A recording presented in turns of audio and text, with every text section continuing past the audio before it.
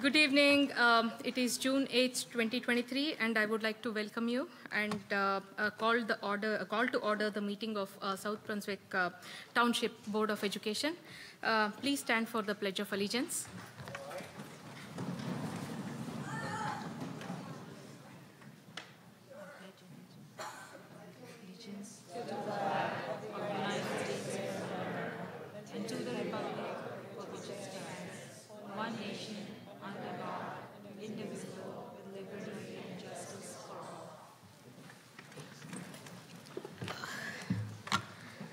So before we start, I'd like to mention that there's been a series of losses, very tragic losses. Abhirama Krishnan Tyagarajan, SPHS class of 2021, and a very talented musician, violinist, passed away earlier this week. And Mr. Nathanson's father and Miss Alisha Khan's father also passed away the preceding weeks. So on behalf of the board, I convey my heartfelt condolences to the bereaved, and I also request a moment of silence to honor the departed.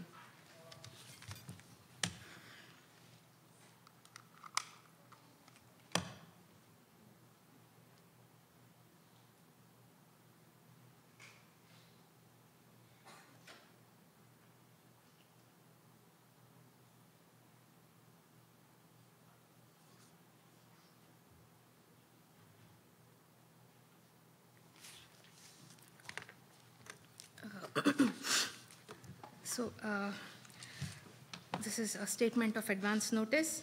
The New Jersey Open Public Meeting Act was enacted to ensure the right of public to have advance notice of and to attend the meeting of public bodies at which any business affecting their interests is discussed or acted upon. In accordance with the provisions of this act, the board secretary has caused notice of this meeting, including date, time, and location, to be posted in the South Brunswick Public Library and the board office, filed with the township clerk, and communicated to the Home News Tribune and the Star Ledger. Roll call, Mr. Pawlowski. Mrs. Julie Ferrara. Present. Mrs. Laura Hernandez. Here. Mrs. Deepa Karthik. Here. Ms. Alicia Khan. Here. Mr. Raja Krishna. Here. Mr. Mike Mitchell. Present. Mr. Barry Nathanson. Here. Present. Dr. Smith Raj. Here. Mrs. Lisa Rogers. Absent. Yeah. We have a quorum. Moving on, we have approval of meeting agenda. May I have a motion and a second, please? Second. Mr. Mitchell moved and Mrs. Karthik second. All in favor? Aye. Motion carries. Okay. The first order of business is approval of meeting minutes. May I have a motion and a second to approve the board meetings of April 27th, 2023 and executive minutes of April 27th, 2023? So moved. Mrs. Hernandez, motion, and a second, Mr. Raja Krishna. Minutes are approved to be filed. Next order is the report of Superintendent Mr. Feder. Over to you, Mr. Feder. All right, welcome everyone. I'm going to start us off. I'm going to change my order a little bit. I want to get started, and I want to immediately bring up my friend Rafael Morales to get up there. And Rafael is going to introduce and talk a little bit about our Special Olympics athletes. And tomorrow, some of these folks are running in our torch run. So, Mr. Morales, I'll turn it over to you. Good evening, everyone. People watching. One of my most favorite nights of the board meetings. Sometimes we really drive these meetings that are fully exciting and so packed audience. You see today that there's going to be a link with the case and it will be seen.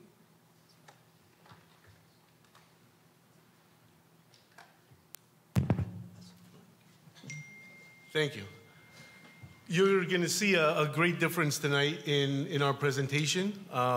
We've included some additional folks that are very connected to the process. I don't want to give it away, but it's really exciting to see everyone here tonight.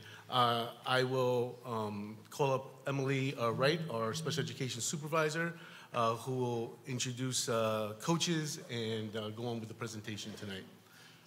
Thanks for the opportunity.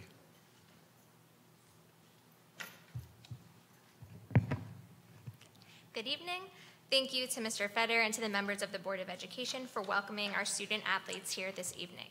This year, our students have participated in a variety of Special Olympics and unified sports, including basketball, bowling, and track.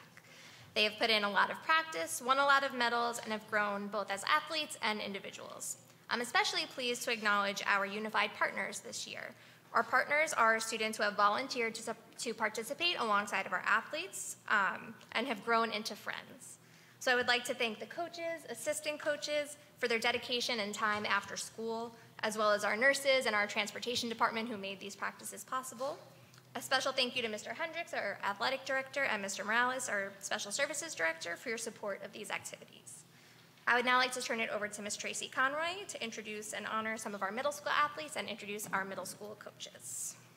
And also if we can have Dr. Raj join us at the podium as we pass out certificates. Okay, my middle school athletes, come on up.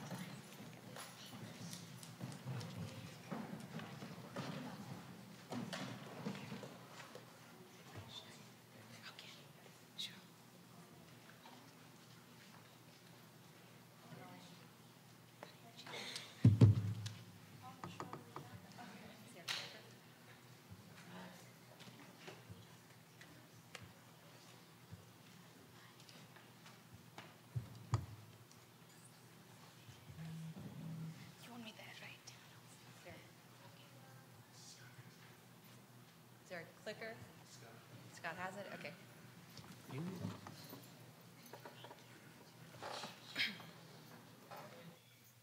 Thank you. Okay, so there's unified bowling, the Special Olympics track and field, and the unified after school club. Our first athlete is Abhinav Shanmugam.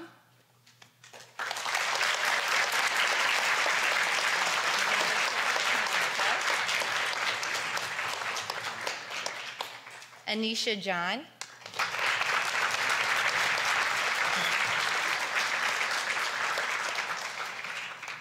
Ayan Ali.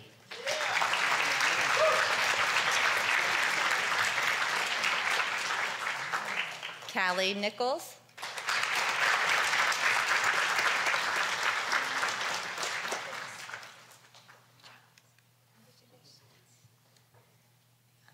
David Palapal, who's not here.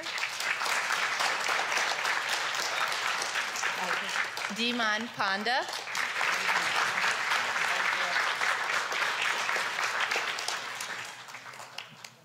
Emma Morawski.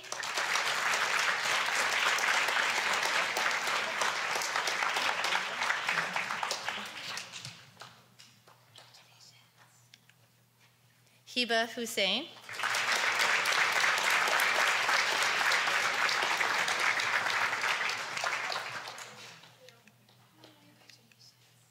Joseph Coppola.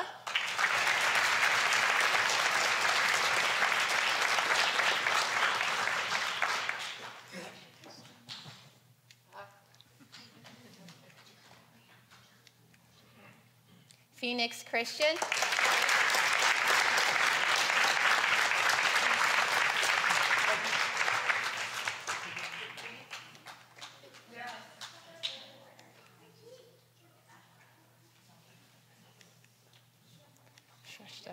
Subal Kora.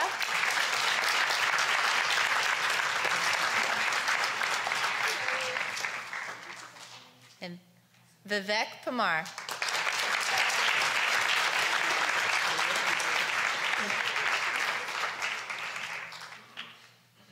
Okay. Hello.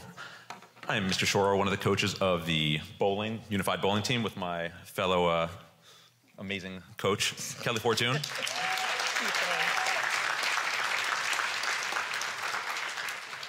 We had a whole bunch of amazing partners, 4 of which are here right now. The 4 that we have, or 3, sorry, 3, my apologies. We have Abby Lynch,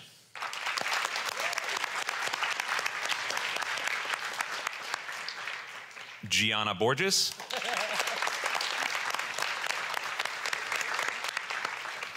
And Dia Zarvar.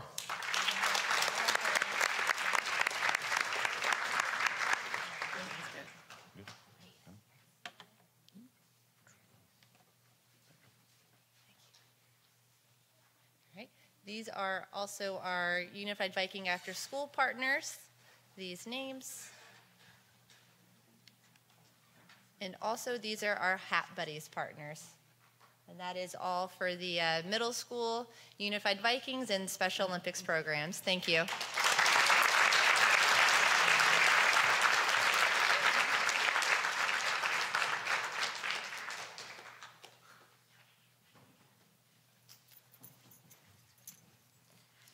Thank you. And I would now like to welcome Ms. Casey Kelly, one of our high school unified coaches, to present our high school awards.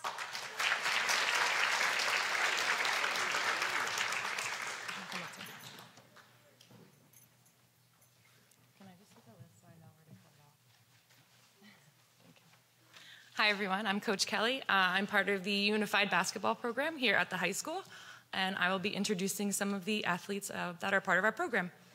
First up, we have... Do I click it? Oh, I didn't even see it right here. Sorry. Oh, are we doing bowling first? Sorry. This is our special... Oh, geez.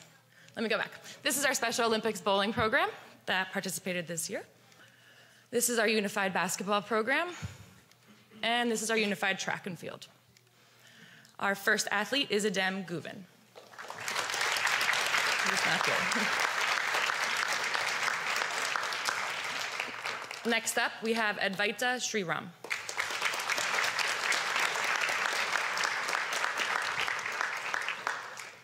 After that, we have Abhinay Chilori.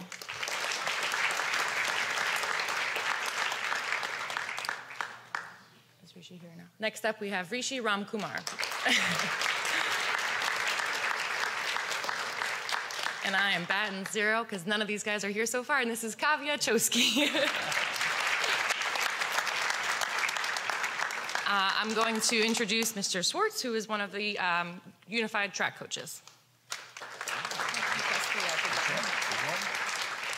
Good evening, I'm Craig Schwartz. I had the pleasure of coaching the Unified Track team.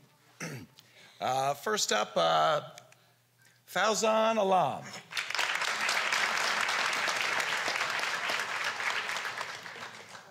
Ava Mariano, come on up.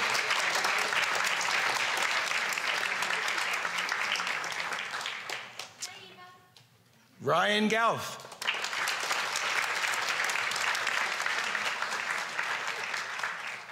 Anahat Claire.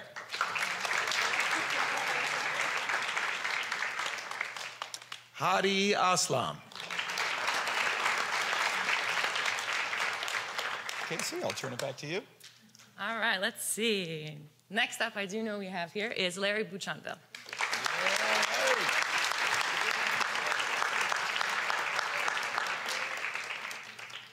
Next up, we have Samantha Flores. Good job, Sam.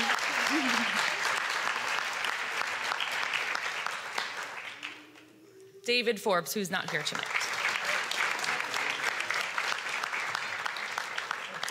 Mason Goodman.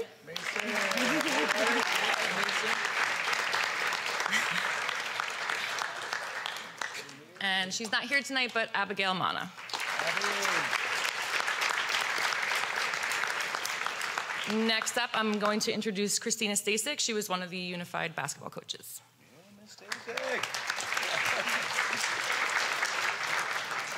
Good evening, all. Next, we have Anthony Basilio. I'm here.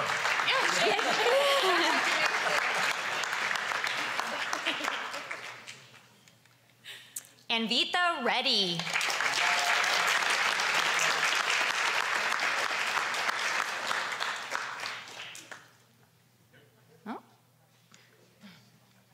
Oh, you're going Yep. this one. Wrong way. Now we have Sevi Ross.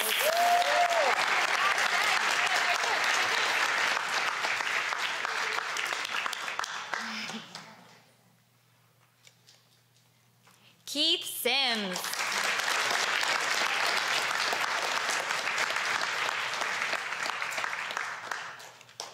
And last but not least, Akshay Vinod Kumar.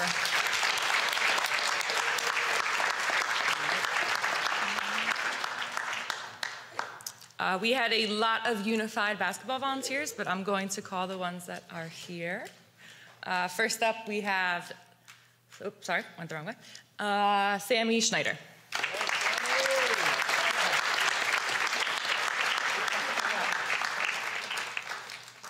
Another unified, oh, no, thank you. Unified track, thank you. Volunteer we have here is Jackie Schneider.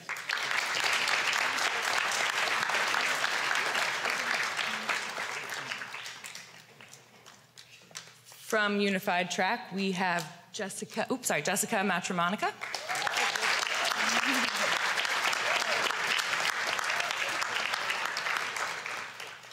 As well, from Unified Track, we have Zain Mogadadi.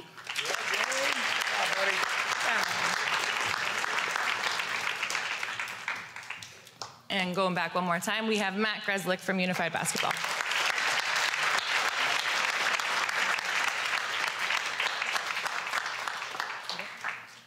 And a special thanks to Billy Smith, Christina Stasik, myself, Craig Schwartz. We had assistance from Roseanne Berger, Kim Phillips, Anna Mishanik, and Scott Buca. And thank you to CJ Hendricks, Emily Wright, Kim Ryan, Lauren Morris, Peter Varela, and Raphael for helping get the program work. Well done. Can I just leave it here now?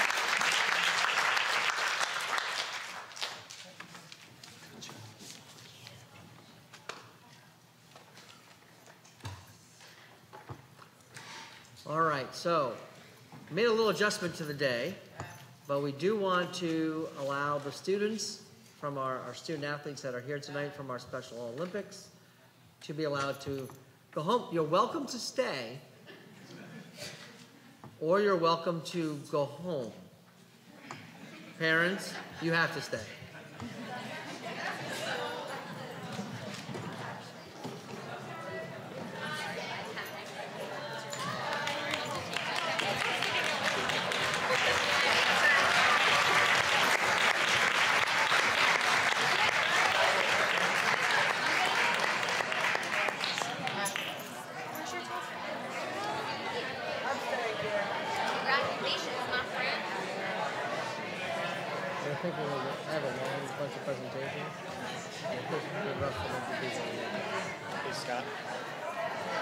Any path, park, or roadway or sidewalk is 100% the responsibility of the town.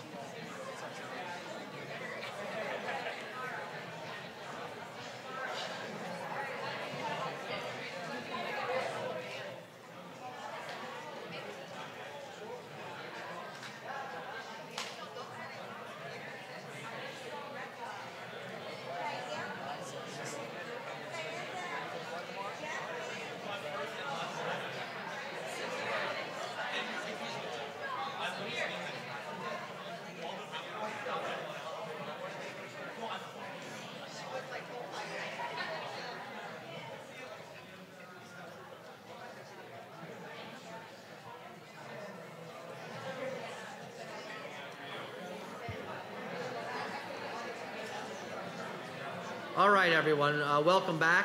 I'm going to do a quick update for everyone on our air quality situation. While we have no control over the air quality and all of that, I've sent out some letters. We've done some things that we can do. Today was a much better day than yesterday. Tomorrow's supposed to be a better day than today. So we do have a few outdoor events tomorrow. There'll be game time decisions in the morning. Things are improving enough where we're hoping to be able to hold those events. If not, we will move them indoors or more unfortunate rescheduling. So one of the big impacts of the air quality was a decision that I had to make. I did not like making it. It was canceling the Gettysburg trip for our students at North, our 8th graders at North. So that was real upsetting. But I will say this. Today, the principal sent home a letter to the North 8th grade families saying that we're just about only this much further along to get it done. So we're right around the corner.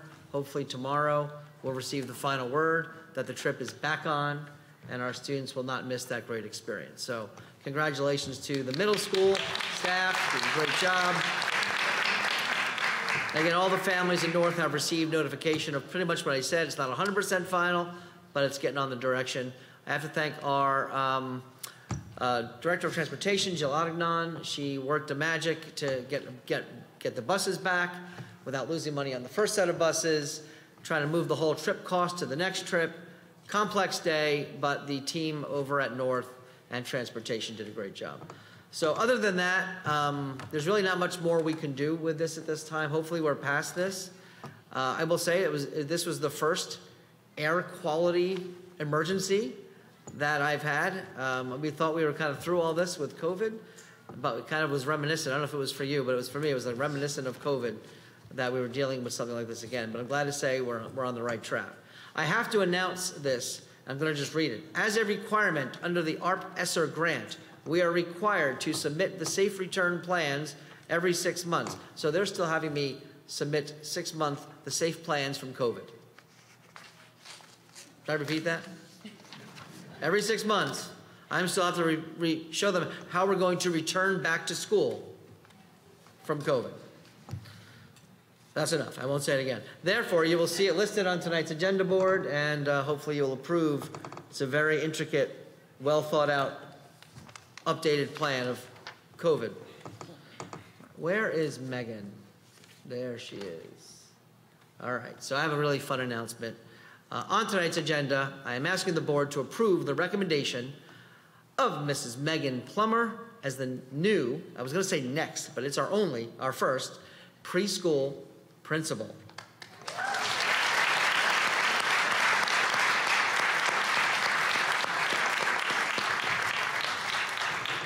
A little bit about Megan. Megan has been in the district for about 20 years, brings an extensive wealth of knowledge, experience, and dedication to our district as a supervisor of the preschool disabled program, along with self-contained programs in elementary schools. But what I'm going to say is this year when we found out, I believe November, that we were awarded the free preschool program. And Megan, who was not assigned to be the preschool guru of the universe, took it upon herself to become one. And over the course of the last 6 months, Megan has been what we call the rock of that preschool program. So when the opportunity came for us to be able to appoint a principal with the finances from the state, we were thrilled that Megan was interested. She went through a process. She had to still prove she was the best candidate. And we are thrilled that Megan accepted the job and will be taking over in just a little bit next year. If you've been here long enough, you know that Dayton and Deans have sometimes been their own school, and sometimes they've been part of Brooks and Indian Fields. Well, next year they go back to kind of being their own school, and Megan's going to be our leader. And Megan, I don't know if you prepared a few words. I did tell you had a 15-minute speech to give tonight. So come on up to the microphone. There it is. If you knew Megan, you know she'd be extremely prepared.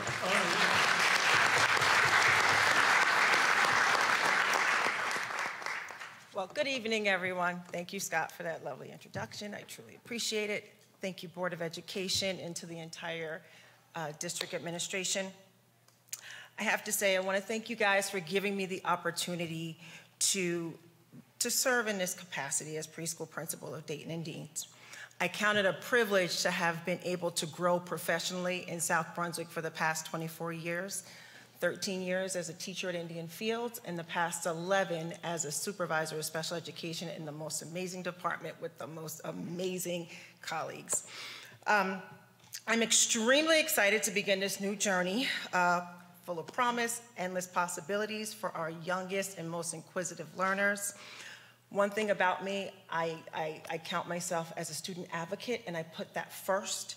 So I'm really excited to get to lead my staff, work with families and the community at large, to really just set a firm foundation for our youngest learners. So again, thank you for this opportunity. I promise, I apologize in advance. As preschool, we bring high energy, a lot of compassion, and a lot of promise. So thank you very much. I appreciate it.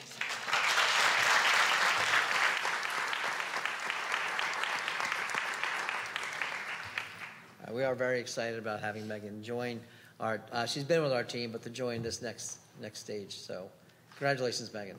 Well, not yet. They have to vote still, Megan. So you have about another half hour to behave.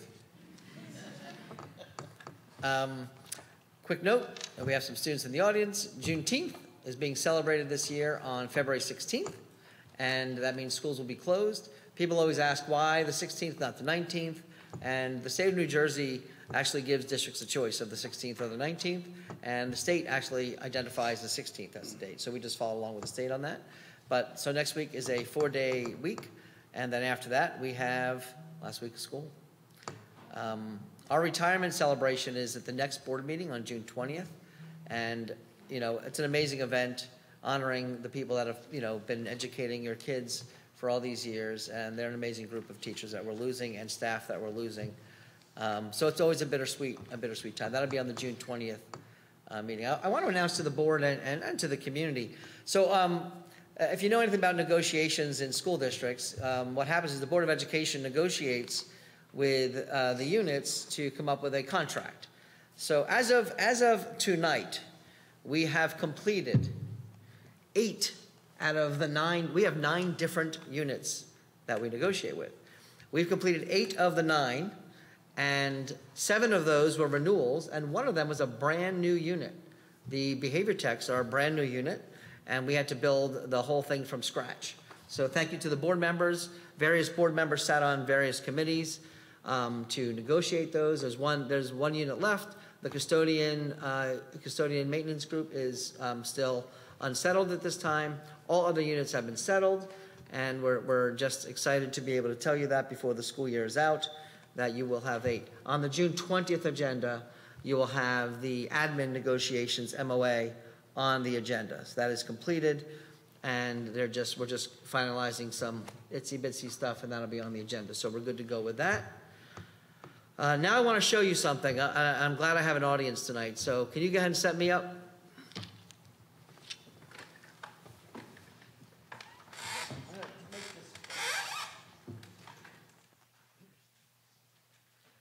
If you've been following any of my budget presentations, you know that we are in a bit of a fiscal crisis coming up for next year. We're solving the next year. This is 24-25. In 24-25, that is not the coming school year, it's the one after that, this is the impact of what the state is doing to South Brunswick schools. The state of New Jersey has decided that the South Brunswick schools do not need, money. That we should be able to do this job without money. So next year, on July 1st, we open the year, if everything goes exactly as the state has told us, minus $13 million. Now that's just a number, $13 million. So what I wanted to do tonight is kind of explain to you what $13 million represents in a school system this size.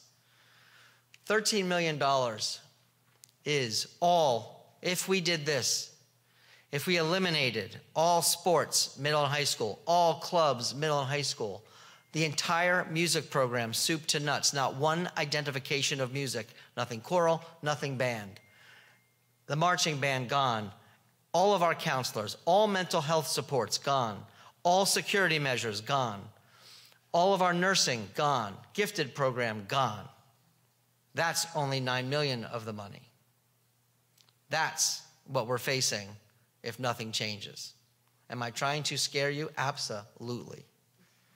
Because if we don't band together as a community, I've been talking about this for 4 years, and still I'm just not sure I've hit home on what this means to this community. Next year is when the money comes due. We've been able to do every year and manage. This year we've had to make some tough decisions, but that is not possible. That is the fabric of what this district is. So you're going to say, well, Scott, don't do that. That's a bad idea. You're right. That's a bad idea. Let's not do that. Let's do this instead. $13 million. There are our numbers of how much we spend in various categories. Our biggest category, of course, is the bulk of our teaching staff. That includes your teachers, your nurses, your counselors, your CST members. It's the instructional staff that are not paraprofessionals and not administrators. If you add up the sum of all the administrative salaries, that's that number. All the supervisors, all of our paraprofessionals, that's that number. All the secretaries, if we took all the custodial and maintenance, and if we took all of the regular educated busing, we're legally required to do special education busing and legally required to do some of that. Just keep those numbers in mind for a minute. Let them stick in your brain. Here's what $13 million is if we cut 21% of the teaching staff. Can you imagine 21%? What kind of programs you'd be losing? Class size? Completely different district. So let's not do that. That's a bad idea. So instead, let's cut 50% of the administrators, 50% of the supervisors, 50% of the paraprofessionals, 50% of the secretaries, 50% of the custodians, and 50% of the busing. That's $13 million. Now, if you don't like this one, I got nothing else. This is what $13 million is. So I'm asking you, I'm begging you, in September, when we come back to you and say, we need you to storm the castle, it's time to storm the castle. I need you to bring your own pitchforks. I can't afford them. But we're going to need them, and we're going to need to get to Trenton, and we're going to need to deal with this. We've been trying. We've been doing everything possible. And as of today, they are still telling us this is what is happening to South Brunswick in December. In December of 23, we will know. And then by the time we hit the next school year, September of 24-25, if nothing changes, we are facing something like this. You can pick whichever one you like better. You like that one better? Or you like that one better? Or some combination of the two? Did I scare you? If I didn't, just say I didn't make me feel better. Did I scare you? You're not following the rules. So if I did not scare you, just say you were scared anyway, so I feel better. Are you guys scared? Yes. All right, thank you for that. I appreciate that I scared you. This is important. And, you know, we have students up here. I met with CJ. CJ is he's in charge of all the athletics. And I already said, CJ, like, we got to start thinking of what this looks like next year. And CJ said to me, I'm already thinking. Because he knows he is going to try and save every single thing he could save to let every single kid have access to the things they want and love. So we're all going to be doing that over the next year so that when we're here next year, we're not looking at any of this. We're going to need legislators. We're going to need parents. We're going to need a lot of people to fight this battle. So with that said, I think I'm going to turn it over. No, I have a few more things. You don't get to go yet. Hold on.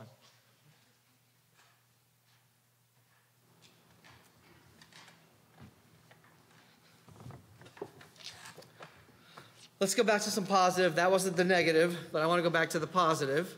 Tonight I introduced before CJ Hendricks. He's our athletic director. He is going to do a review of the things that we want to keep, that we want to hold on to. CJ, show us why we need to make sure this doesn't happen next year.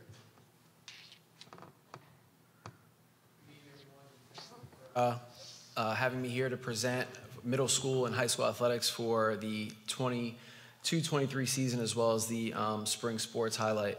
I want to thank the board and district leadership for all their support. I cannot say how much it means to our student athletes whenever they see teachers show up to games, administrators, board members, when our community retweets stuff of the great things that are happening in our athletic program. It means a lot. It goes a long way. So thank you for all the support throughout our community. Tonight, we're going to start with our middle school highlight slideshow that was prepared by Mr. Adam Farhi from Crossroads Middle School. It's going to highlight some of all 3 seasons, some of the great shots that he took. Adam does a phenomenal job of covering all the great things we do at Crossroads Middle School, whether it's in the classroom, out in the field, or on any special projects that we have. So it If we could cue up the middle school video.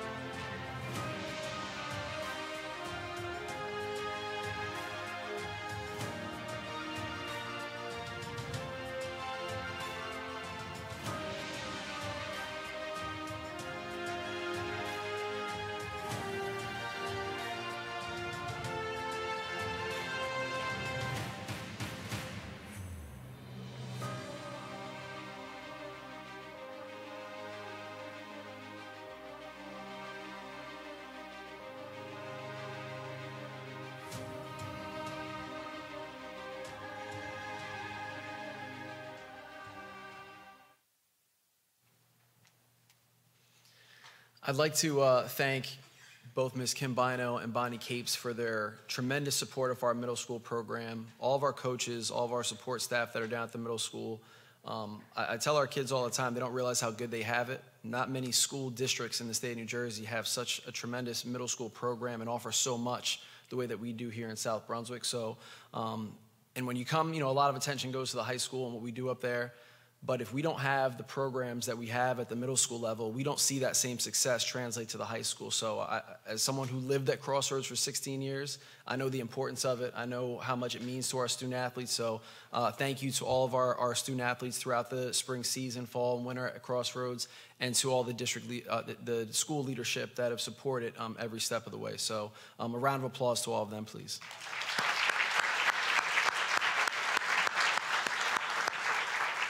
I'd now like to call up our student athletes who are representing their spring sports programs from the high school. Come on up and stand right over here to be recognized. This season was certainly one to remember. We had so many great moments that we got to experience just as people watching on the sidelines, and get to see how much joy our student athletes had. These student athletes that are here are just a small sample size of the great kids that we have at South Brunswick High School, and I'm appreciative that our coaches chose to recognize them.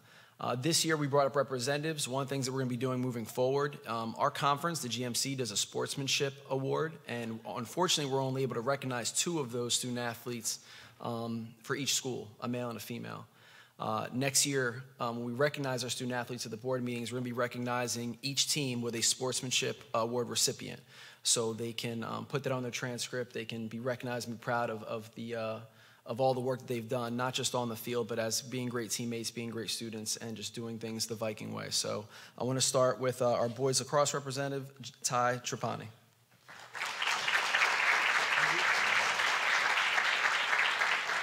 Representing girls lacrosse, Brianna Mellinson.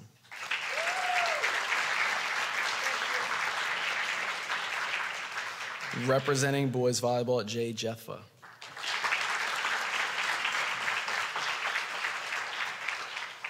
Representing boys track and field, Aiden Silva.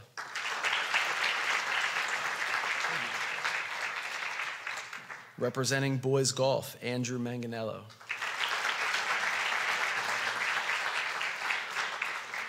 Representing girls golf, Kavya Kunatha Raju. Representing girls track and field, Nikita Majithia.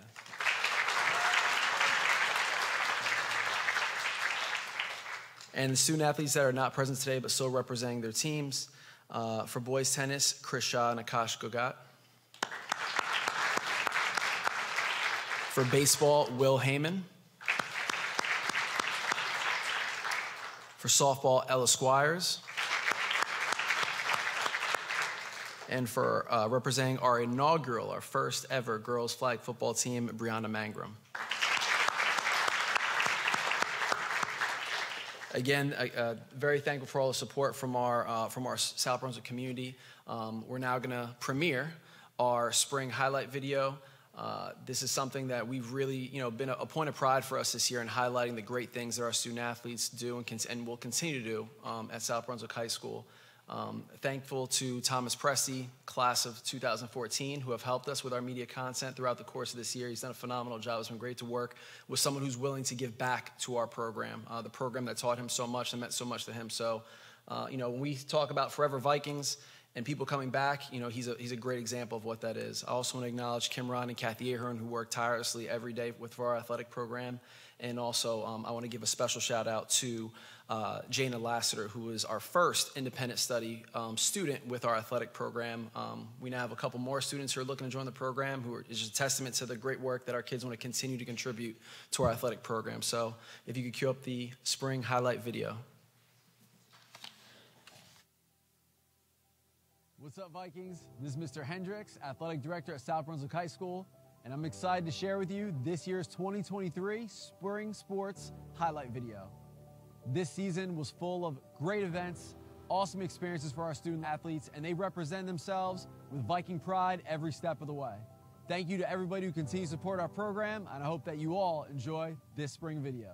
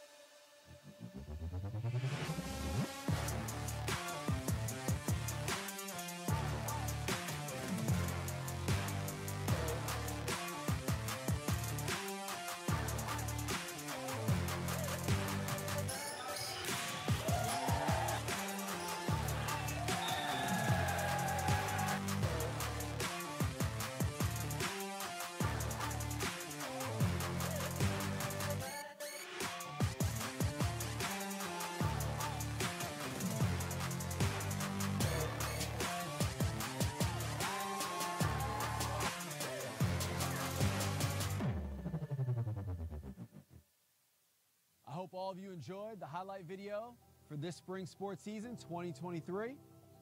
It's been a great year of sports, a great year of Viking Nation, and all the support that comes from every single one of you has helped our student athletes have a great and amazing year. We look forward to more exciting footage and exciting highlight reels for future 2023 and 24 school year. Thank you so much for all your support. And remember, once a Viking, always a Viking.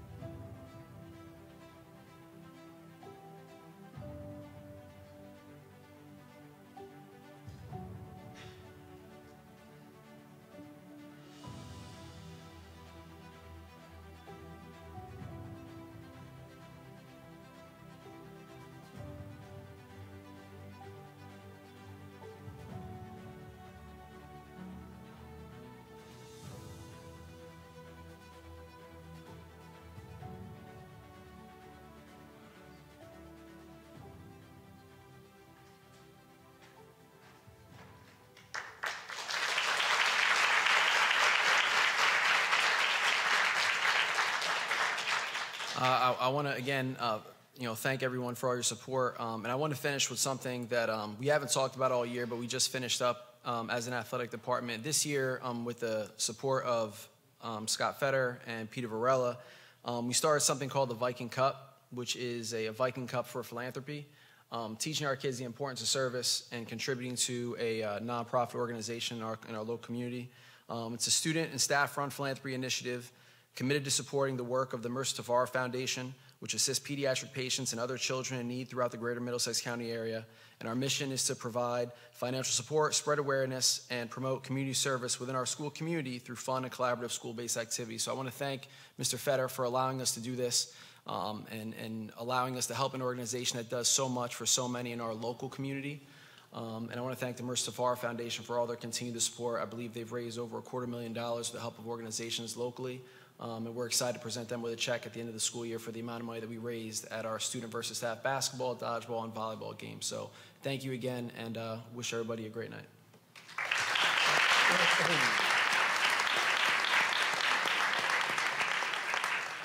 So as is normal at the end of a school year, we have a lot of recognitions, and we do have one more tonight. And I'm excited to bring up Tom Decker, our world language supervisor, who will be recognizing our Seal of Biliteracy students.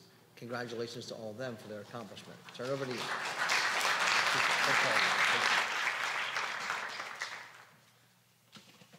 Good evening.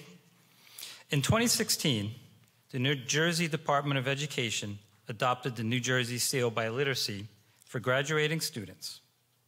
The Seal by Literacy seeks to encourage students to study languages. It provides employers and universities with a method of identifying people with language and biliteracy skills. It affirms the value of diversity and honors the multiple cultures and languages of a community. This year, I'm proud to say that 41 graduating SPHS students earned this New Jersey Seal by Literacy by demonstrating that they're able to speak, read, listen, and write in 2 or more languages at a high proficiency level. In order for students to be eligible for the seal, they must meet the following criteria. They must demonstrate a proficiency level of intermediate mid in a world language assessment. And I was there when the students were taking the assessment, and I know they're going to smile because it was a 2 to 3 block commitment when they took the Apple test or the stamp test, and I was proud of them. They stuck in there, they did it. We did the technology issues, but it was a big achievement. They also demonstrated proficiency in English by meeting their graduation requirements. So I'm happy to say that the students this evening have accomplished earning the Seal by Literacy in the following languages: Spanish, French, Latin, Tamil, Hindi, Arabic, Chinese, and Turkish. Each student will receive a certificate from the state of New Jersey and a pin to wear at graduation. So before we leave tonight, stop by. I have the pin for you as well. What I would like to do is ask Dr. Raj to come up to the podium to help me distribute the certificates. And students, when I call you up, come on up to get your certificate.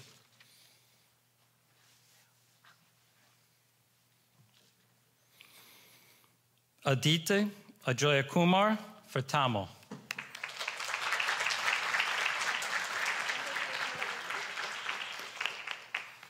Sayona Bardwaj, Hindi.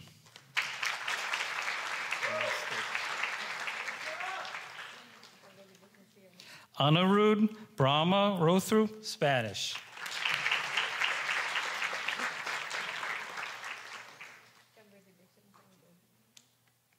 Michelle Casilli, Spanish.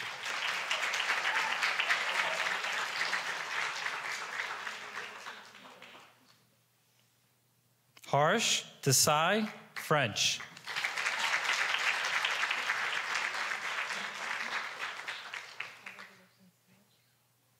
Harshini Danish, French.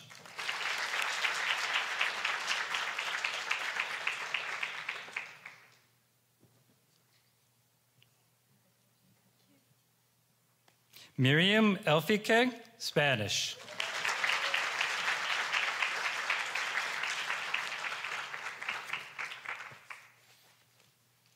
Josh Joseph, Latin.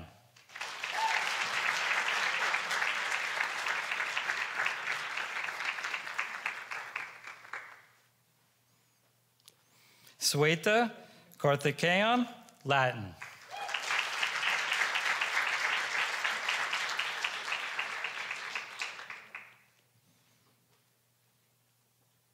Sophia Cardilla, Spanish.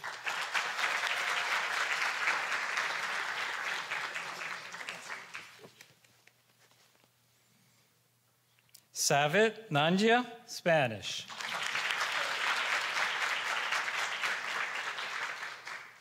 Rose Pavle, Latin.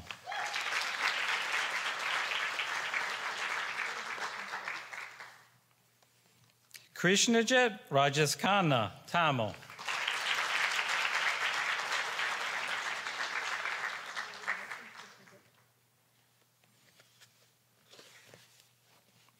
Chantal Saib, Arabic and Turkish.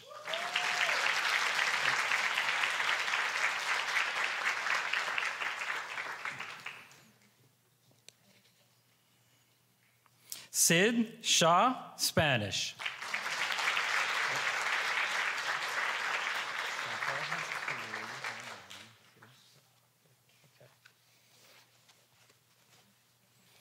Srines Selvaraj, Tamil.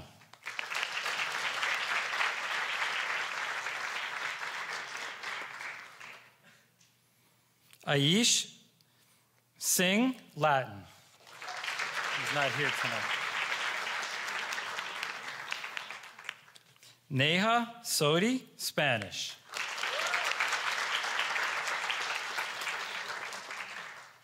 Nisha Sodi, Spanish.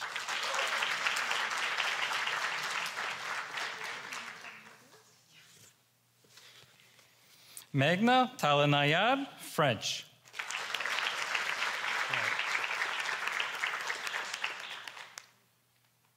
Stephanie Tan, Chinese.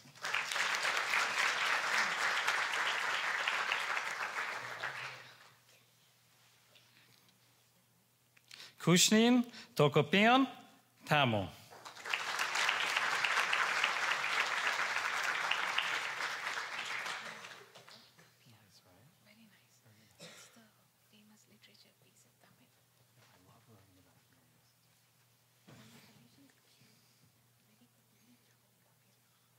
Nandini Venkateeswaran, Tamil.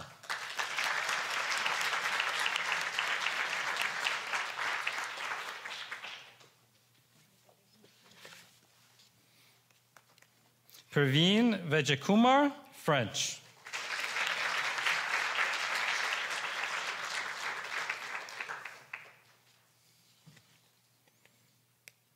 Samuel Yewo Mason, Spanish.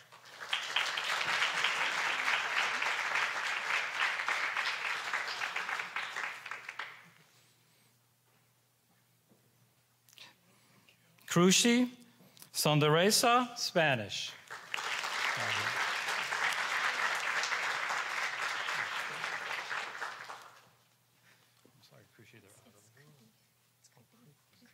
Kriti. No, I didn't read you yet, Kriti. Kriti Sonderesa, Spanish.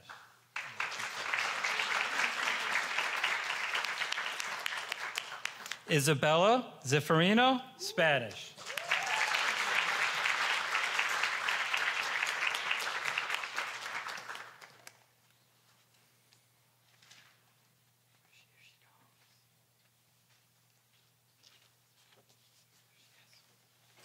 Vincent Sanvidelli, Latin.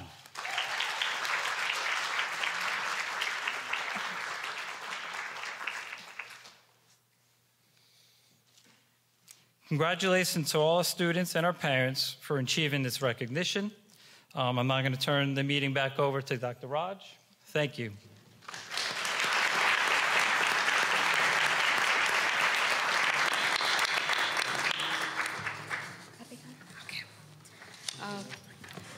Congratulations to all of our students who are recognized today, and thank you to Mr. Morales, Mr. CJ, Mr. Decker, and all your team.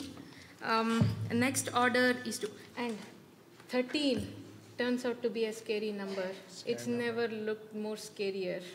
Not too much into superstition, but I think we all better believe that 13 is a scary number going forward. So the next order is to hear the reports of the committees and board liaisons. Oh, sorry. Oh, okay. Oh, I'm sorry. Oh yeah, sorry. I missed one of the other presentations. Yeah. Next order is the presentations by Ms. Blair Eisman and Jamie Bomer.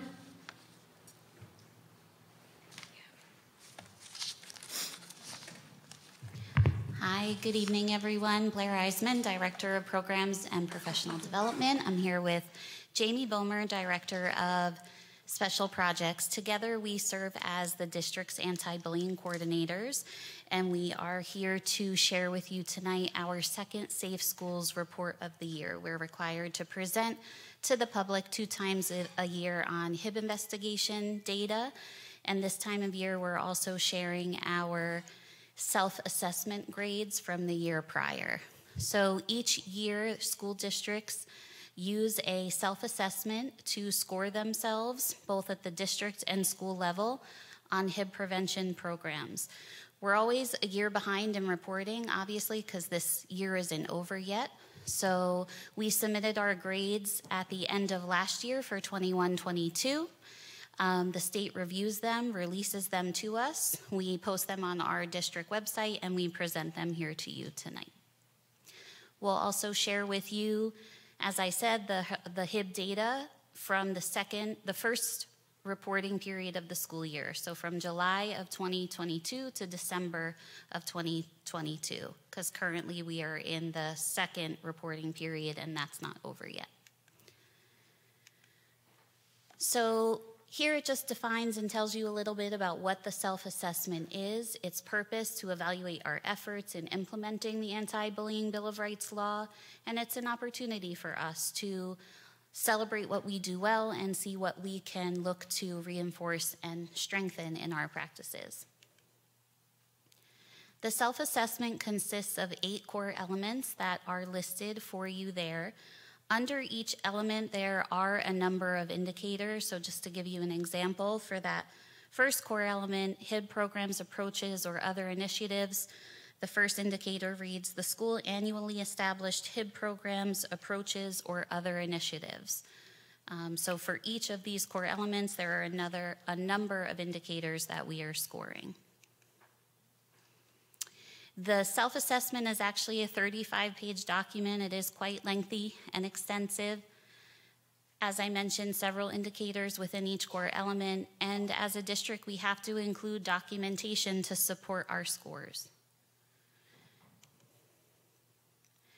So here is our self-assessment data for the 21-22 school year.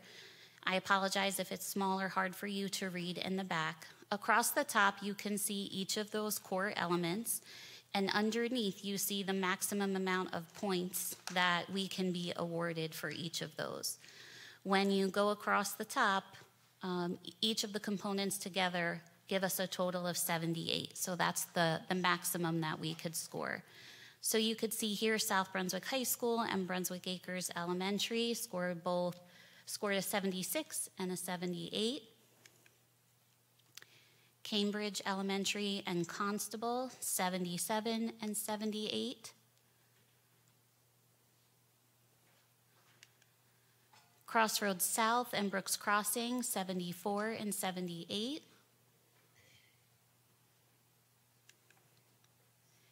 Indian Fields and Greenbrook, 77 and 78. Sorry, I went a little fast on that one. Oh, no. I know. Now I'm the wrong way. Sorry. There we go. My apologies. All right. Sorry about that. Indian Fields and Greenbrook. And Monmouth Junction and Crossroads North, 77 and 75.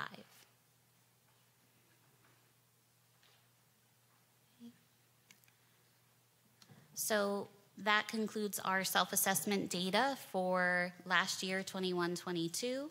And now I'm going to turn it over to Jamie Bomer. She's going to share information and data on our first reporting period for the year.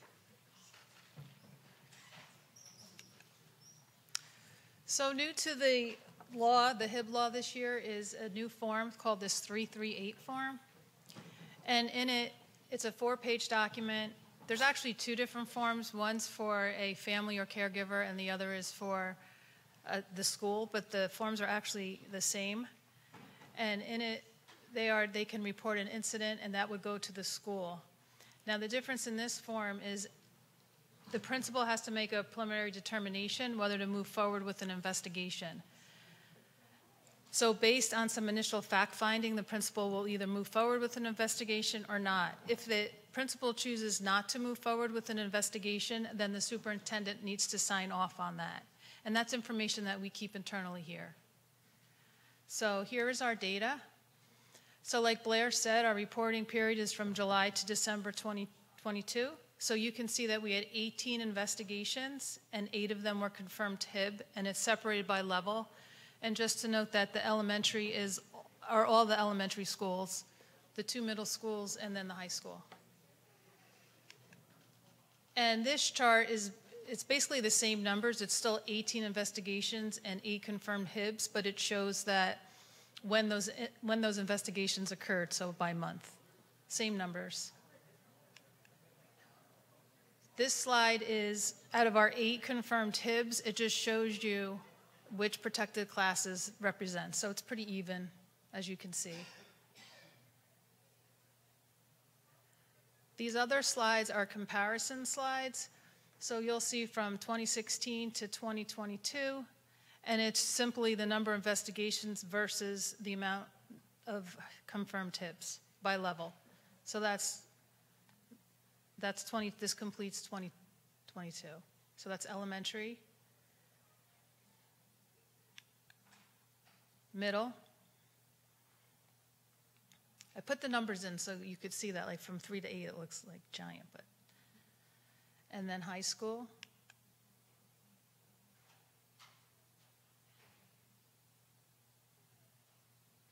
And then district.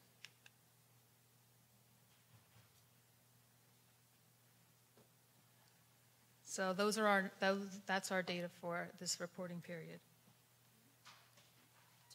Want me to turn to the next one? I thought you wanted to go to the next one. You want me to ask questions about data? Is there more? You have all those things listed. All right, so as always, as a district, we work to be proactive. And as I mentioned before, we have a lot of proactive, preventive initiatives in district around HIB. The next few slides are just some of the many efforts that building administrators, teachers, our anti-bullying specialists who do amazing, amazing work do during this reporting period. So you could see here some of the lessons, the assemblies, the different committees. We recognize Week of Respect, School Violence Awareness Week.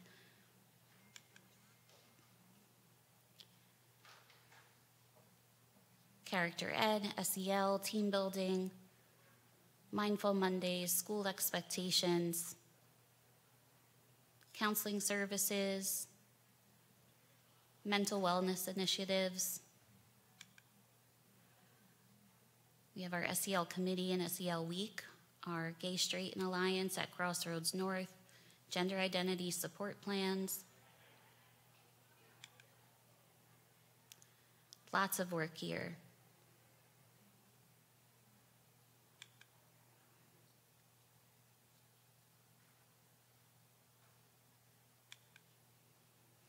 And that concludes our report for tonight. We turn it back over to you for any questions you might have. Thank you for the presentations. Questions to the right? Any questions to the right? Left? I just wondered, the increase is obvious for 2022. Do you have any insight? There are a lot of factors that can play a part. I think two obvious are probably we are still transitioning back from COVID in terms of students' social and emotional skills, their abilities to socialize with one another appropriately. So that's, I think, why you saw a lot of the prevention programs listed that were there. The other piece is the addition of the 338 form. We are investigating more, so our numbers are higher than usual because of that initial 338 form. But as you saw from the data, we're investigating way more than there are actually found HIBs. So those, I think, are two pieces, but we can never really know for sure all of the factors. Thank you very much. You're welcome. Any more questions left? I have just one question. There was an incident that was picked up in August 2022. August, typically we associate with summer breaks. How did that number come about? It could happen we have district programs that happen throughout the summer, so, different camps, band camp, music, and so on and so forth. So if an incident happens over the summer, we conduct the investigation. Okay, thank you. You're welcome. Any more? No? Yeah. I had okay. Blair, I had a question. You said that after the Form 338, you had a rise in investigations. Can you flip back to that slide? I'd just like to see it.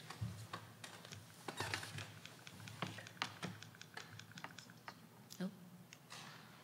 This one. Yeah. So it is a 4-page document. That's just a screenshot of the first page. But basically, it is a form that caregivers, school districts, staff, students can fill out if they'd like to report an alleged HIB incident. The form also asks what you can't see here, alleged target name, alleged offender name, where the alleged incident took place, what the protected class that was violated, a description of the incident. So it asks for a lot of information. And then the final page, the building principal is checking off whether or not they're investigating this as HIB, and then Mr. Fetter is checking off if he agrees with that decision or not.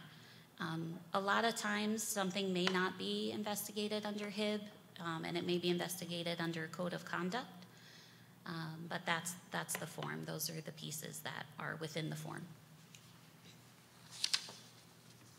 Okay, thank you. You're welcome. No more questions? No more questions? No. Okay. Thank you. Thank you. You're very welcome. Thank you.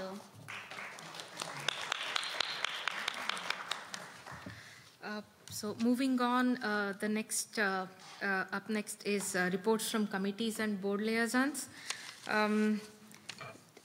Is there any report from business ops? Mr. Nathanson. Yeah. So this is we had, prior to the last meeting, we had a meeting of business operations. We got the pleasure of sitting down with Integrity Health, and they did a presentation. I have their presentation with me. Took extras for the board members that was not there. It was a very good presentation.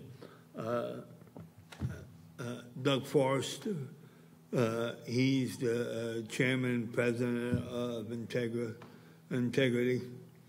He was there talking about how good they're doing even at this stage. And the head doctor was there, and she was amazing. So that was a really good report. We said goodbye to them. They left, and then we discussed about the budget, different steps on what it needs to be done this year and going forward, similar to what the public and you as a board have seen Mr. Federer present to us several different times in different locations. So it was a very good meeting, and it lasted a little while, but we were able to get in every subject. We talked about some projects that we're going to be able to do this summer.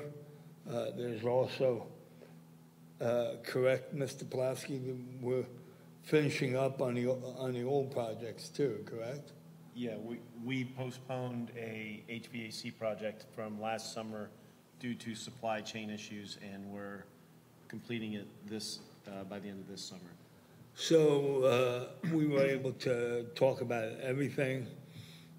We talked about facilities where we need to kind of start actually making money, which we never did, haven't. So we were talking about that also. So it was a very good meeting. But again, I'll pass these out after the meeting. Thank you, Mr. Nathanson. With the Finance Committee report? I'm sorry, there's no report at this time. We haven't met. Thank you, Mr. Mitchell. Negotiations, Mrs. Rogers is on a vacation, so we'll skip. And Education Committee, I would like to inform the board that we met earlier today, just before the meeting started. We had very interesting conversations around the equity work that's going on in the district, and also on the curriculum that is going to come up for voting later in the year. So I'll have the meeting minutes ready before in the next few days and shared with everybody. Any other liaison reports? To the right. To the right. I don't have anything. Yes. Yes. I'm Madam sorry. Chair, Yeah, Mr. Mitchell. Yeah. I'd like to give a brief report on the NGSBA Delegate Assembly that I attended on the 13th of May. The outgoing President, Irene Lefevre, gave her final report as our leader, thanking everyone for their support and encouragement during her time as president. There was a little report about the Firearms Safety Task Force. Report is in the website for anyone that wants to check it out concerning the firearm safety. Unfortunately, guns are the #1 cause of death amongst our young people now. Nominations for the 2023 Unsung Heroes Awards. The nominations will be accepted until August 1st. Winners will be honored at the upcoming Workshop 2023. New board member orientations, we're back in person this year. Highly successful. I believe they had to close out one because it was full to capacity. Also, under advocacy, there were 12 legislative bills that are up. S-3732, restore 66% of aid to S2 districts that were scheduled to lose funding in 23-24. Governor's Task Force on Public School Shortages.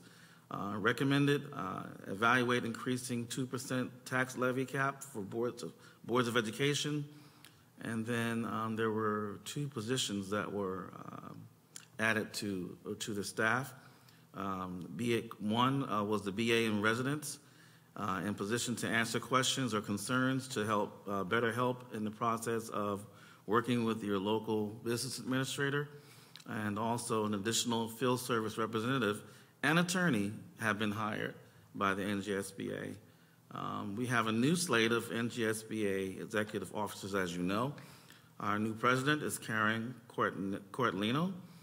Vice President for County Activities, Barry Fitzgerald. Vice President for Finance, Dr. Tom Connors. And Vice President for Legislation and Resolutions, Chantel L. Jackson. I'd also like to, that concludes my report. Thank you. Thank you, Mr. Mitchell. Is that enough? Liaison reports to my left. Okay, thank you.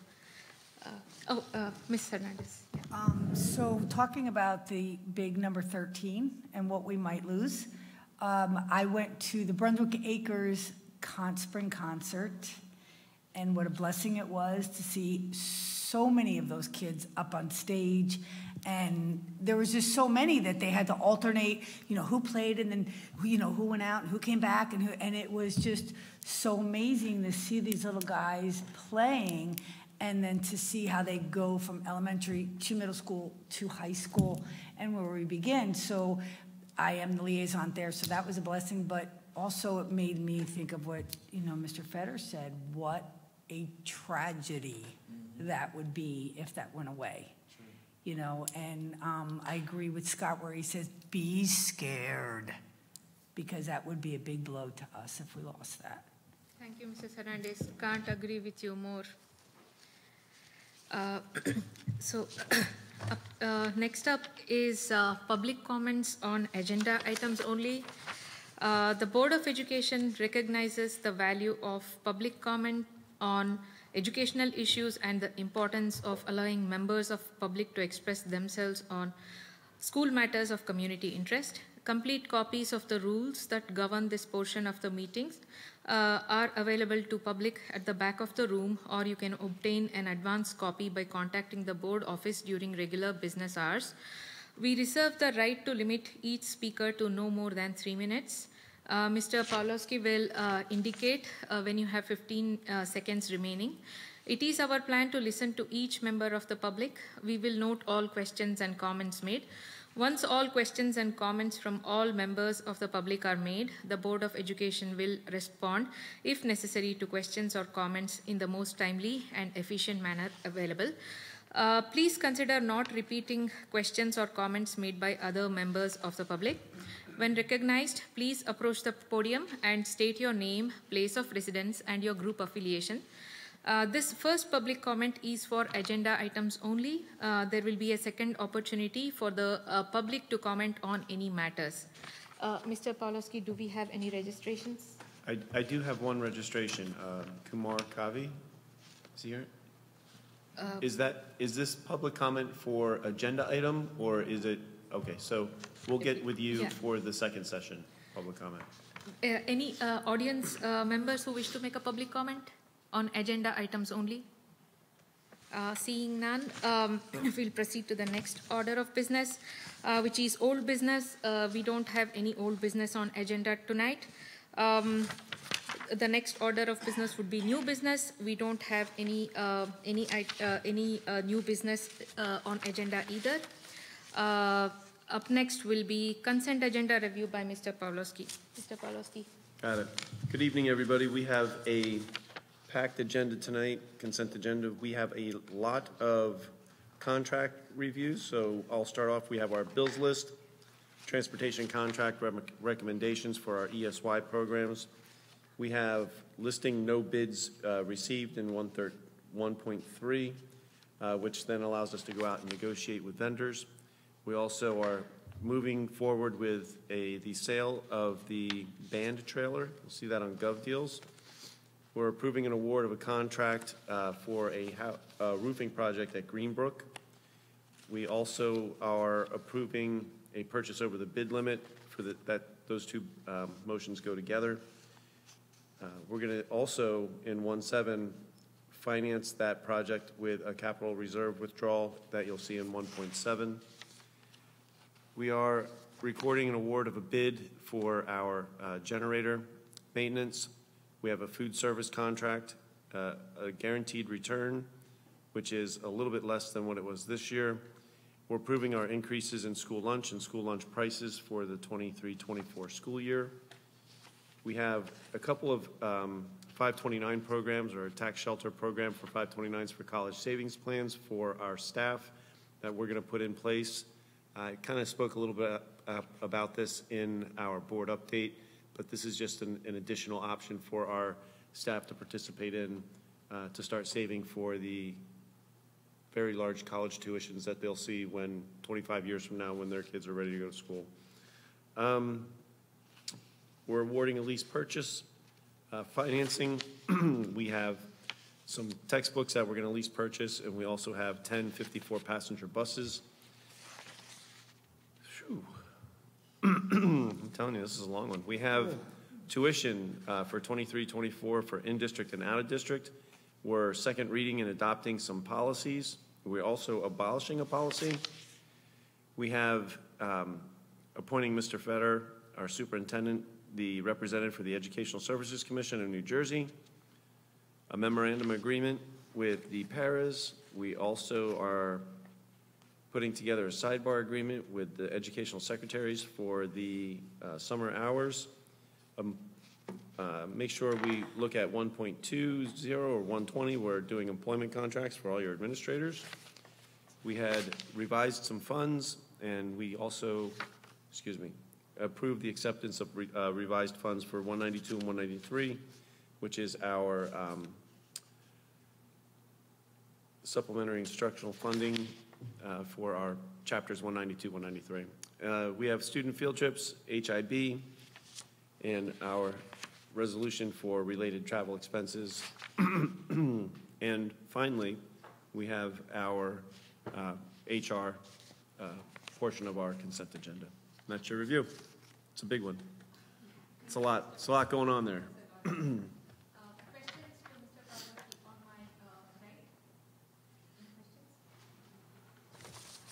To my left, any questions?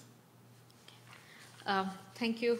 We don't have any questions. So may I have a motion and a second for consent agenda on June 8th, 2020? Move, Mrs. Hernandez. I'll second. Okay. Ms. Ferreira. Roll call, Mr. Pawlowski. Who gave the second? Mrs. Ferreira. Okay, who gave the first? Hernandez. Yeah. Oh, Loris? Okay. Roll call vote. Mrs. Julie Ferrara? Accept. Mrs. Laura Hernandez? Yes. Mrs. Deepa Karthik? Yes. Ms. Alicia Khan? Yes. Mr. Raja Krishna? Yes. Mr. Mike Mitchell? Yes. Mr. Barry Nathanson? Yes. Dr. Smith Raj? Yes. The motion carries. Thank you. Now is the opportunity for the public to comment again. This is the second opportunity for the public to comment on any matter. You are reminded that the board recognizes the value of comments on educational issues, and you are limited to 3 minutes. Again, at the podium, please state your name, your place of residence, and any group affiliations. Again, Mr. Pawlowski, do we have any registration? Just one registration, right? Yeah, please.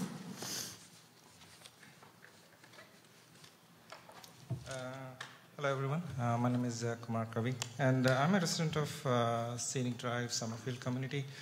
This is regarding the cancellation of the busing to the Crossroads South.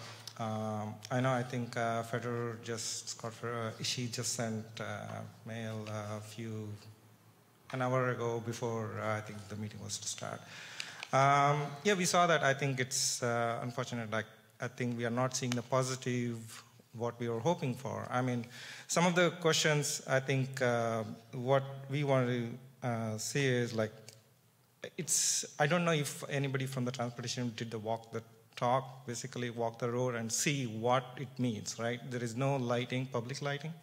right? And I don't know if there's any police patrol because there's not a public access road, like when the students are going back and forth, and if there is an emergency or anything, so how would anybody would notify, right? And so if the PSENG is going to do any work because it's an emergency road, so how, because it's not a public road, we are not going to get any Nixle alert or anything, right? So how are we going to get notified if there is an emergency work that's going to go on? They go in the morning, everything is fine. In the evening, if they don't come back, we don't know. Okay, so I was not thinking of giving my daughter a phone at this. She's going to the middle school next year. I was not thinking of giving a phone, but given like it's a 30-minute walk from that community, I don't think I have an option. I don't have an option but to give her the phone right now. So right now we are thinking whether one of us should like take a half-day job just because she has to come back home in the afternoon, because this is a real tough thing. Okay, so I would seriously ask the BOD and BOE to take a look at the situation and how it is. I know it's a budgeting thing, but at the same time, it's not one straight road or it's one sidewalk. Like there are 5 or 6 different crossroads. I didn't know, at least, like I moved into this community like a couple of months ago, but I didn't know that road existed until I came to the last meeting. Okay, so I would seriously consider, if BOE can take another look and think about providing the bus facility to the Summerfield students. Thank you. Thank you. Anyone else in the public? Yeah, please.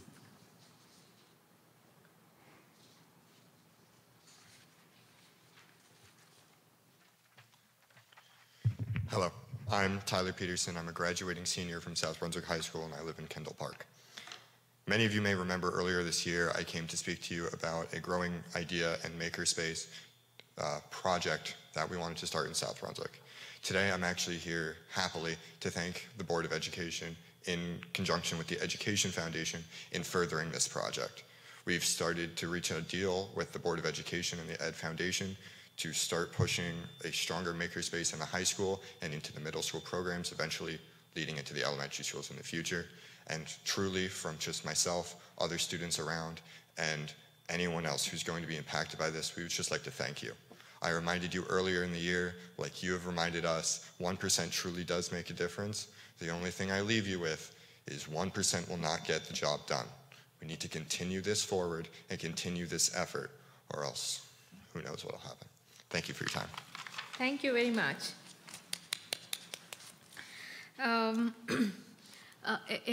Anyone else from the, please come.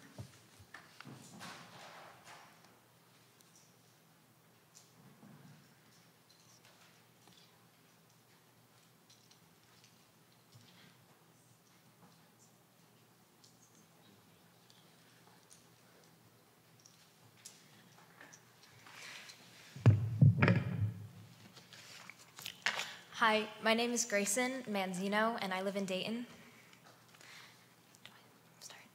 Good evening. My name is Grayson Manzino, and I am currently a senior at SBHS. I have been involved with the Technology Education Department for all 4 years of my high school career, and it has not only been my favorite part of my high school experience, but it has also been the most valuable. During freshman year, I took engineering in the 21st century, cementing my choice to pursue engineering. In sophomore year, I took engineering tech, inspiring me to take a prototype and design independent study. In my junior year, This year, I took engineering drawing, all of which have helped to prepare me to pursue my degree in engineering at Rochester Institute of Technology this fall. I believe the Technology Education Department is one of the most important in our school. The technical classes provide the opportunity for students to learn valuable hands-on skills. These skills include using hand and power tools, building with a variety of materials, and problem-solving through out-of-the-box and creative solutions. These skills are important for students going into vocational trades, engineering, technical careers, and a multitude of other fields. Hands-on experiences and problem-solving are key skills a student needs to succeed in life, making the Engineering Technology Department an important one for all students. While these classes have been very valuable to me, I've also experienced a series of issues in these classes stemming from the lack of funding and attention from the district. These issues include, but are not limited to, low-quality prototypes due to our low-quality laser cutter and 3D printers, machine difficulties like saws breaking and a sander catching fire my freshman year, The inability to complete curriculum due to lack of materials and a lack of funds for consumables, slow machine repair time due to outdated parts, and overall frustration with the lack of opportunity to complete quality prototypes and projects. The lack of funding greatly impacts the work, capabilities, quality, and completion of the curriculum by students of the Tech Ed department. There are ways to help the Tech Ed department, but the Board of Ed must be involved as viable solutions include increased funding and large structural changes. With the elimination of automotive tech, there is now an opportunity to reevaluate spending. The presence of a vocational type class to replace the automotive class is necessary not only for students interested in going to vocational fields, but also for students who want or need vocational abilities for their skilled careers like engineering. Finally, the board could play a crucial role in negotiations for potential donations while offering free advertising or negotiating for cooperative pricing. This could involve different companies like Home Depot, Ace Hardware, and Lowe's for power tools and lumber. It could also include Creality, Hatchbox, and Inventables for 3D printers and acrylic/filament consumables. It is necessary for the board to be involved as these solutions, as the board has more power, influence, and the ability to work with other districts on pricing. The Technology Education Department is valuable not just for vocational students, but for all students. One might argue, why not just go to VOTEC? However, I valued the high-level math and science classes I was offered at SBHS. But I also feel the hands-on skills I learned through the Tech Ed department were beneficial and necessary to my current and future success. The Technology Education Department is truly one for every student, but their success depends on their opportunities, and the opportunities in this department are currently very limited. I hope the value of the department will be noticed in the near future and its funding will be changed to match its true value. Vocational trades and occupations are rapidly growing in the United States. Vocational apprenticeship programs, which allow people to gain experience while getting paid, have increased by 174% over the last 10 years. Trade and technical schools are 75% cheaper than college, yet the median salaries can compete with those of college graduates. The median salary for an electrician or plumber out of an apprenticeship or trade school is $60,000, while the top 10% salary is $100,000. As AI threatens to erase many of the jobs that schools have traditionally prepared their students for, we can rest assured that vocational trades will still be in demand. I know we are in a budget crisis, but we need to prioritize careers that hold longevity. The Board of Education ultimately needs to make a long-term commitment to vocational and technical education. It's a change in our collective mindset that is long overdue. Thank you for your time. Thank you for your comment.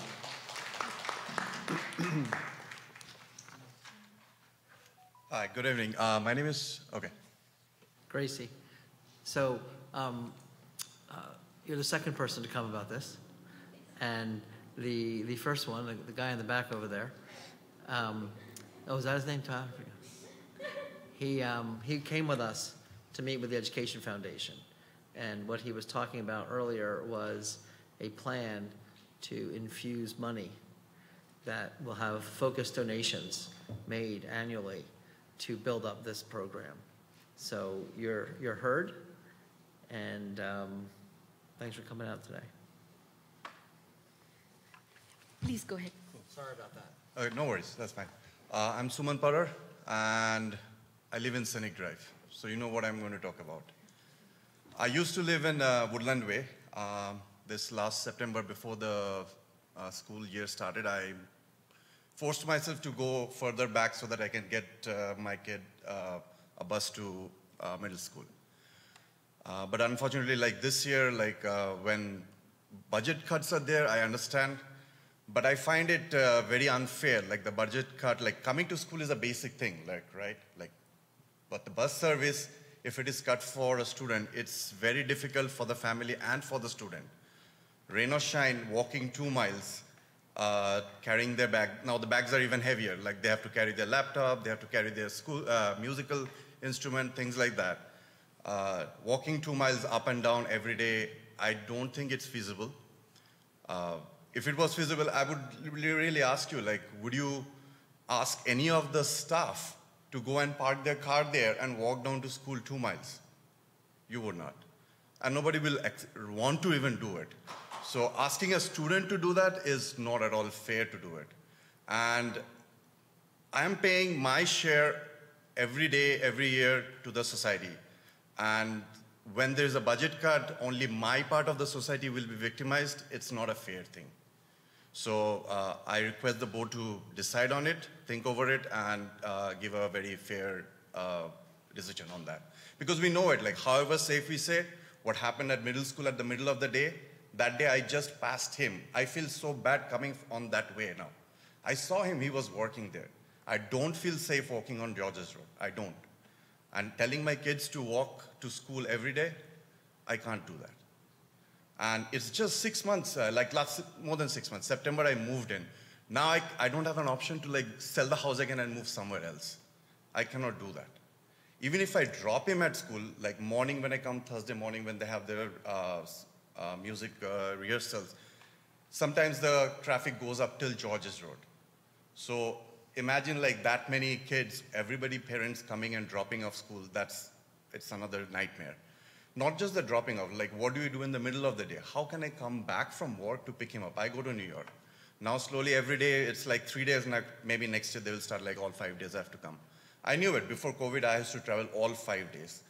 So anyway, that's my position. I would request you to consider that. And definitely, I find it not fair.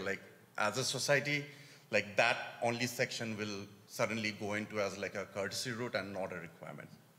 Thank you. Thank you very much. Anybody else in the? Okay.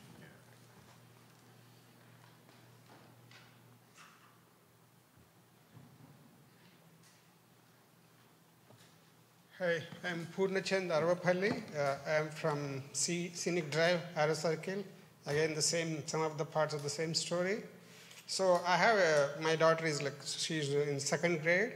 I have 3 years left. So I moved 2 years back to this South Brunswick, imagining a beautiful, safe place for kids for education, right? So I have 3 years now. I'm thinking when I see that way, we go for a walk, we all go in that route, right? We have the road with, the gates with all the high tension lines. I saw some replies today that was really shocking to me to see that, saying that I don't know if you would send any of your kids in that way walking 2.5 miles. I would request the board at least do a walk, and I agree to the other point. Just ask your staff. We will provide our parking lots. We'll take out our cars, ask your staff to walk from there to here every day. You'll come to know that, what is that pain. And sending that 5th grade kids in that way, and 2.5 miles, 25 to 30 minutes walk for them, it's not safe. So I request, I just always look into as your family, that your kids are doing it. I request you to look into that and see you can do it, because at least I still have option. 2 more years probably I can sell my house, but at least it's not good for South Brunswick. If I don't want to communicate this to other communities that what's happening here, because I love this South Brunswick. So thank you. Thank you.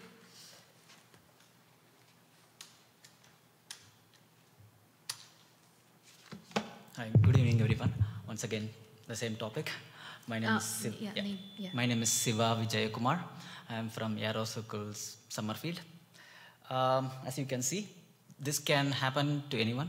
The point I'm trying to bring here is, did the board consider for parents who end up with short-term to long-term disability? What are the choice options for the kids to drop? The first point, Scott quote that was provided as an alternate option for the kids to get to school is not a viable option as far as parents what we think.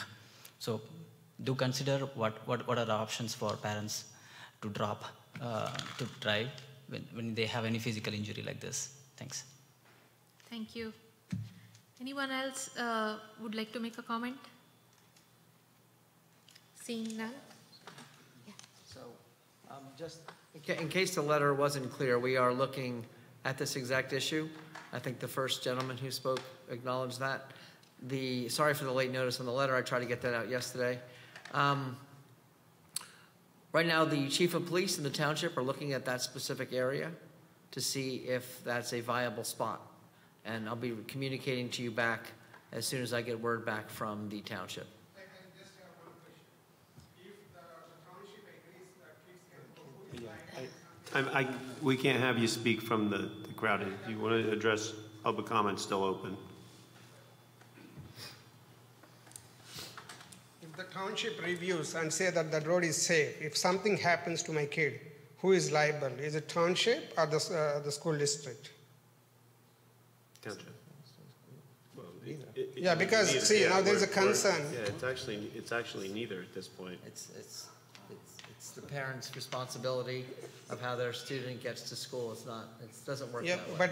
But we are taking out the bus. We have the bus facility. You are taking out, we are giving, this is the option, you could use it, because I can't drop my kids. You can't expect that everyone would have car, right? If something happens to my kid walking on that way, but who is liable? Whom should I reach out? Because now we are saying we reach out to PSLG, we reach out to township. Are we going to provide evidence that from township they are signing off that, okay, this road is fine. We are not going to keep the gates, we don't lock the gates, and PSCS is saying that we don't do the work when the kids are going on that way. So we need that, right, at least? Someone giving that confirmation that this road is safe to go for kids.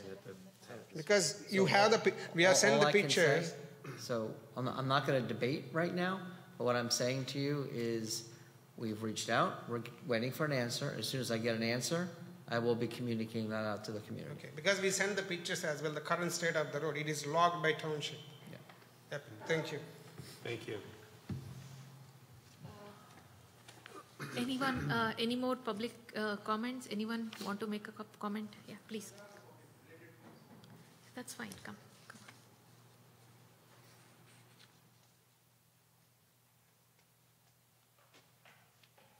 Hello. Hello. My name is Mahendra Sawant and I am from Yarosakal community. So thank you, Scott, for getting back replying to our emails. So one of the things was the snow removal in that area, right? So the question was that it was not clear, right? What should, right? Who would be removing the snow in case of like any snowstorm or anything? So would you clarify on that point? Yeah, the school district would not be responsible for removing the snow on those paths. Correct. So yeah. We don't do snow on any of the paths.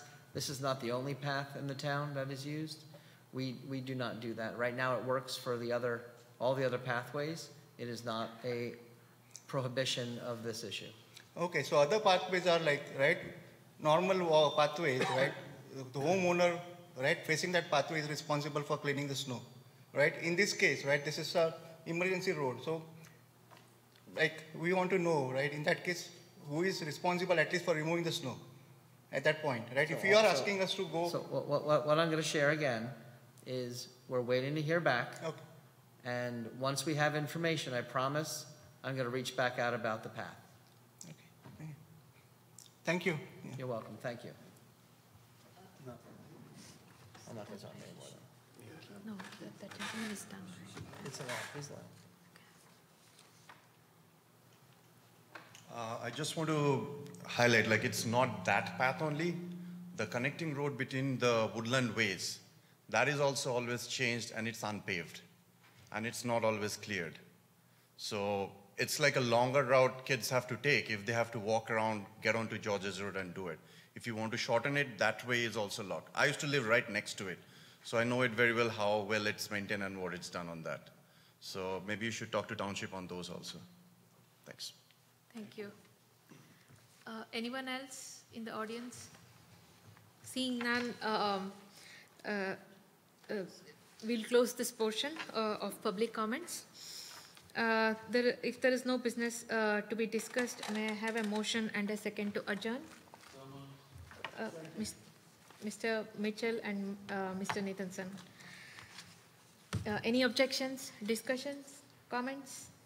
Seeing none, this meeting is now adjourned at 8:48 p.m. Good night, Sal.